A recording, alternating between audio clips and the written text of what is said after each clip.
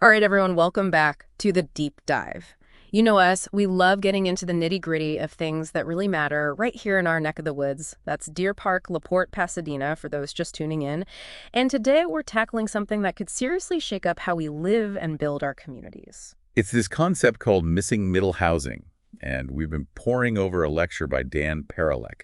He's a big name in urban design, architect, and the brains behind Opticos Design. Right, and what's interesting is this Dan Parolek, he's not just some ivory tower architect. This guy's all about making our towns and cities more livable, more equitable. He designs innovative housing and wants to reform those zoning rules that can be a real headache when you're trying to create, walkable, vibrant neighborhoods. He actually wrote a whole book on this. It's called Missing Middle Housing, Thinking Big and Building Small to Respond to the Housing Crisis. Yeah. And you know what really caught our eye?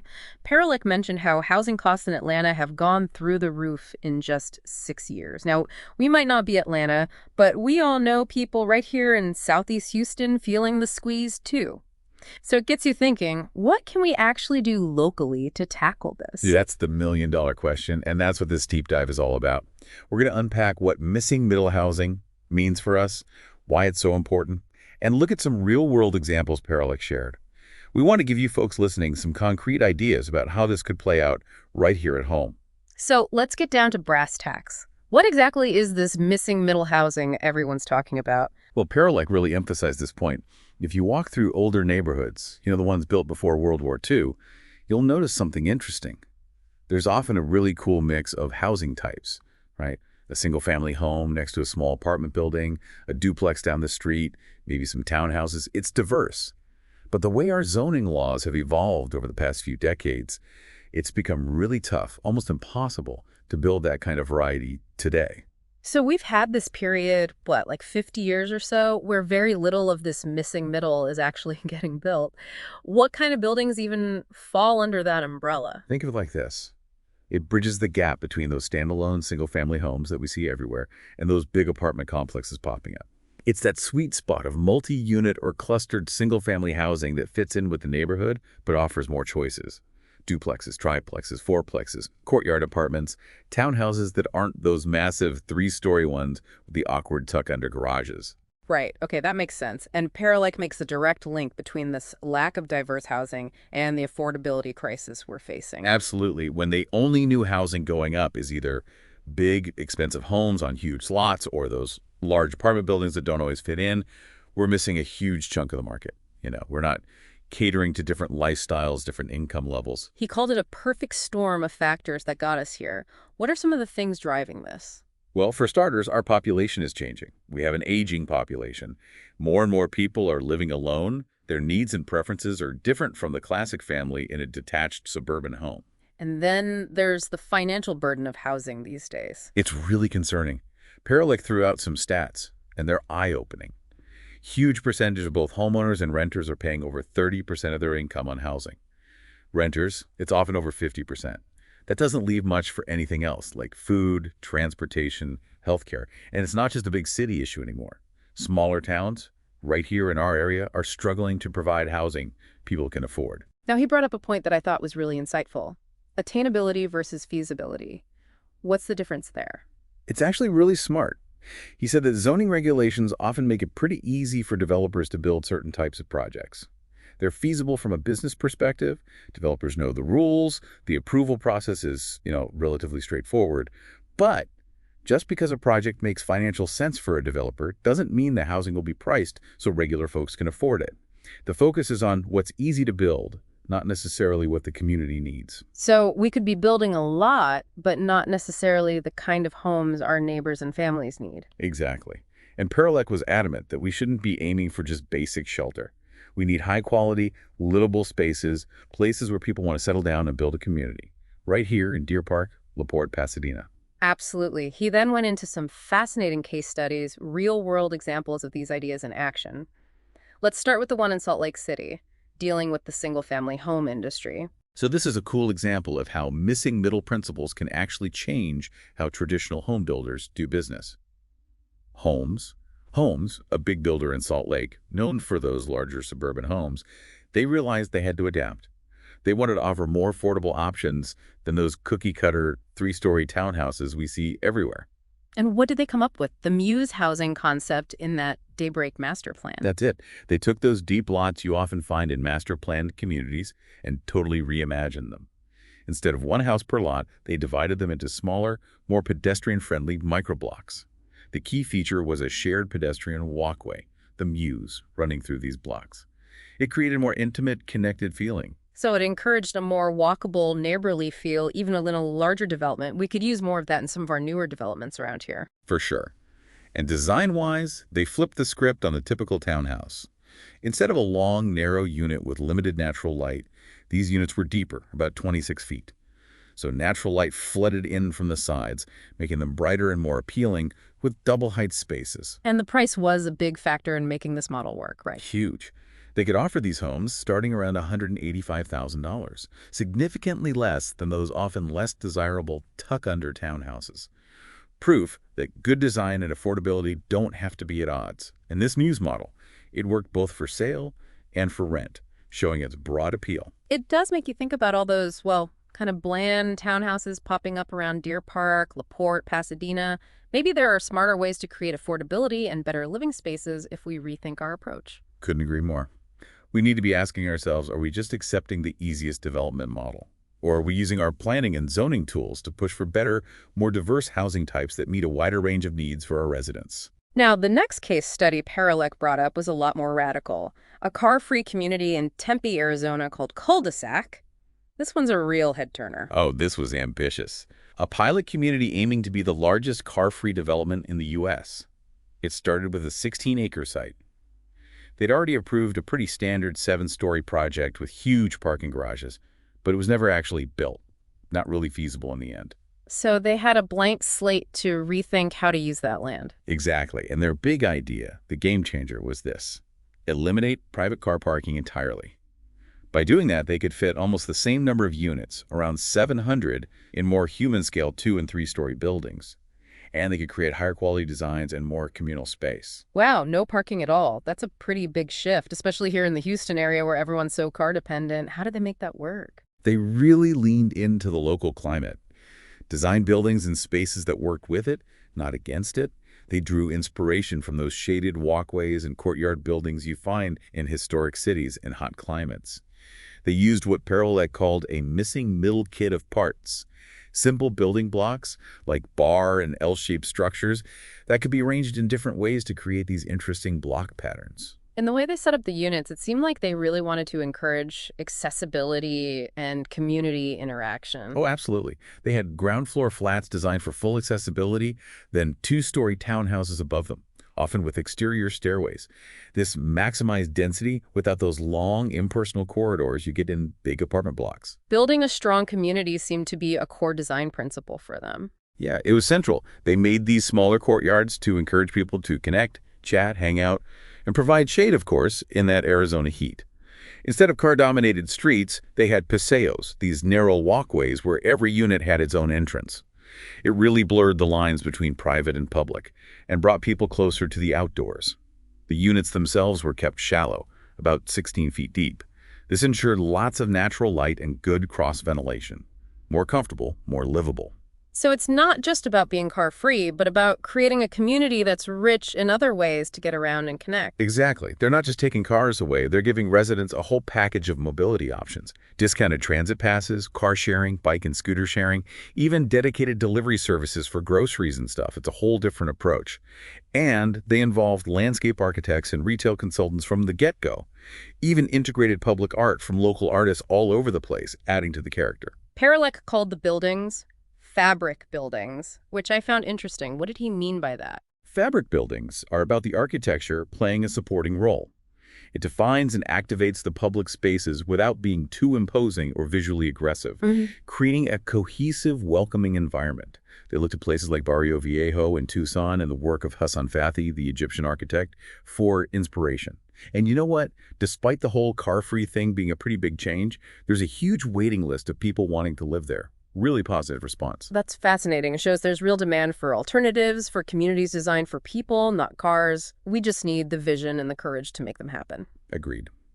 Now, the next case study focuses on unit size and density. It's a project in Santa Maria, California, and it really got me thinking about our own density rules and what they actually allow. They crammed 129 units per acre onto a small 80 by 72-foot lot using only 2- and 3-story buildings. That's dense, but still human scale. How'd they pull that off? Their downtown-specific plan was key. They made a bold move, completely ditched traditional density caps in that area. Instead of limiting units per acre, they focused on regulating the form and scale of buildings. So it's not about a number, it's about how the building looks and fits in with the street and neighbors. So, more about the shape and how it interacts with the streetscape, not just cramming in as many units as possible. Yes. And in this project, no unit was bigger than 350 square feet. Parolek argued there's a market for this smaller, more efficient type of housing almost everywhere. It can be a much more affordable way to live in desirable, walkable areas. It makes you wonder how many zoning districts in Southeast Houston would allow that density over 100 units per acre while keeping building heights at 2 or 3 stories. Probably not many. That's the question we need to ask ourselves. Our density-based zoning often assumes high density equals skyscrapers. It totally misses the potential of this missing middle approach, these house-scale, high-density options. Parolek even suggested getting creative with how we calculate density, maybe counting smaller units as fractions for zoning. The fourth case study took us to Omaha, Nebraska, a project called Prairie Queen. They really tried to redefine multifamily housing. Yeah, this one was inspiring. They took the missing middle idea and applied it to those big, often kind of boring suburban apartment complexes. They wanted something more appealing, something that felt like a real neighborhood, walkable, connected. And their concept was really unique. Buildings that look like grand mansions from the outside, but with multiple units inside. Right. They called it a missing middle neighborhood kit. It included everything from duplexes to eightplexes spread across 40 acres, over 600 units, and it's been hugely successful, outperforming every other multifamily development in Omaha. And that main street they created within the development, that seemed to be a big part of its success. Totally. They included these flexible ground floor spaces for businesses, encouraging people to walk around, creating those neighborhood hubs. They even added ADUs above some parking areas, making the most of the space. Their parking strategy was also different. One off-street space per unit, the rest was on-street. And it worked. It challenges the idea that we need tons of off-street parking. The developer even said the city maintains the on-street parking, which is a nice perk. And their mansion apartment building was a perfect example of their concept. A multi-unit building that blends right into a traditional street. I heard Opticos is putting these missing middle neighborhood kit prototypes online. Yeah, they want to share these models so more developers and communities can use them, make it easier to implement these ideas and act locally. Parolek also mentioned how missing middle housing can help with multi-generational living, which is becoming more and more common. It's a growing trend, and missing middle is perfect for it. Instead of just tacking on ADUs to big suburban homes, missing middle allows for more thoughtful, integrated, multi-generational living in walkable neighborhoods with amenities. He gave an example. A main unit connected to a grandma's wing, and a separate boomerang unit for a young adult, all around a shared courtyard. Connection and privacy at the same time. Shifting gears a bit, Parolek talked about the public sector work Opticos does, helping communities create place-based frameworks. What's the idea there? It's a move away from those rigid, outdated zoning models that so many cities still use. It's about creating plans that are rooted in the unique culture, geography, and character of a place. He compared it to using an old, clunky camera versus modern technology. Our zoning systems need an upgrade. He even mentioned the link between old zoning practices and redlining, which is a stark reminder that things need to change. It really highlights the need for zoning reform to address those historical inequities and make our communities more inclusive. The shift towards form-based codes, which focus on the look and design of buildings rather than just separating uses, is a big part of that. Opticos has a method for helping communities adopt these place-based approaches, right? They have a missing middle scan and a deeper deep dive. The scan identifies areas where missing middle could work best. The deep dive gives specific zoning and policy recommendations. They focus on teaching local planners how to understand and make the changes themselves, not just handing them a finished plan. They've seen this work in Greenville, South Carolina, and Greensboro, North Carolina. Their maps help shape those cities' comprehensive plans. That test fits idea, trying out different development scenarios on typical lots, seems like a great way to find hidden zoning barriers. It is. By visualizing what can actually be built under existing rules, they can spot those gaps between the rules and what's actually feasible or desirable. They found lots of cases where zoning unintentionally blocks missing middle housing, like requiring huge setbacks for multifamily buildings compared to single-family homes, making smaller multi-unit projects impossible on regular lots. He also mentioned zoning toolkits for broader impact. The idea is to go beyond individual plans for specific areas. Instead, create adaptable guidelines at the county or regional level. These toolkits, based on the Form-Based Codes book, offer a menu of zoning options that communities can pick and choose from. The Marin County Toolkit in California is a great example. 10 jurisdictions worked together, overcame some initial doubts, and got widespread adoption of design standards, even won an award. The toolkit had separate chapters so each place could use what worked for them, and it was really successful. And then there's those place-based comprehensive plans Opticos works on. These plans are a big picture approach to planning. They incorporate placemaking, identify different types of places within a community, and often use form-based coding. Opticos helped develop some award-winning plans, like Memphis 3.0 and Kauai County's plan. Memphis was really interesting. They collaborated closely with local experts, trained the city planners, and provided guidance. They focus on neighborhood anchors, like corner stores and churches, not just generic centers. It resonated with people. They also figured out how much change each area wanted, realizing that different neighborhoods have different needs. And it worked. A lot of the new investment went to those anchor neighborhoods. Kauai was similar, tailoring the plan to the island's unique character. So these housing plans are the more specific actions that bring those comprehensive plans to life. Exactly. They developed tailored strategies for different parts of the city. Modesto, California's plan, is a good example. They have different approaches for downtown, nearby neighborhoods, and suburban areas.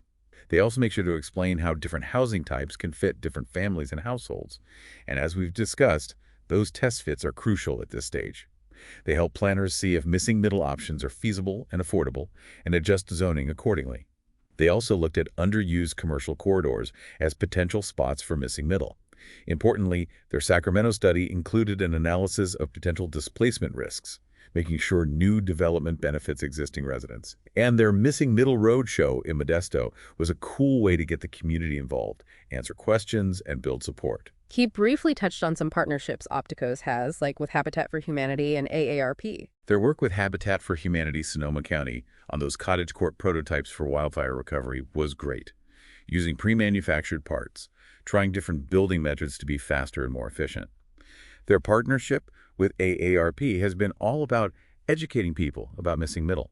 Presentations, walking tours, planning exercises, even a publication showing how a single-family home could become a triplex without changing the neighborhood's character.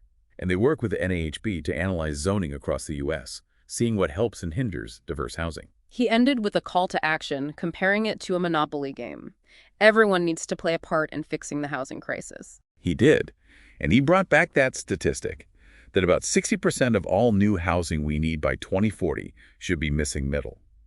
He wants us to think less about abstract numbers like density and more about the actual types of buildings and how they shape our neighborhoods.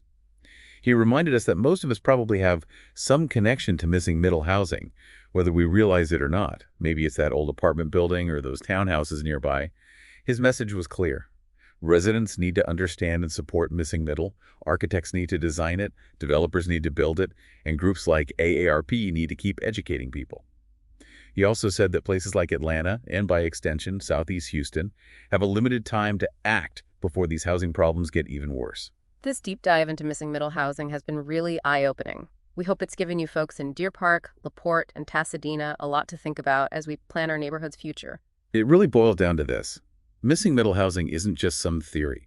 It's a practical way to make our communities more diverse, more affordable, and more walkable, right here where we live. We encourage everyone listening to think about these examples and strategies. See how they might apply to your own streets and neighborhoods here in Southeast Houston. What if we made one small change in our zoning or our priorities?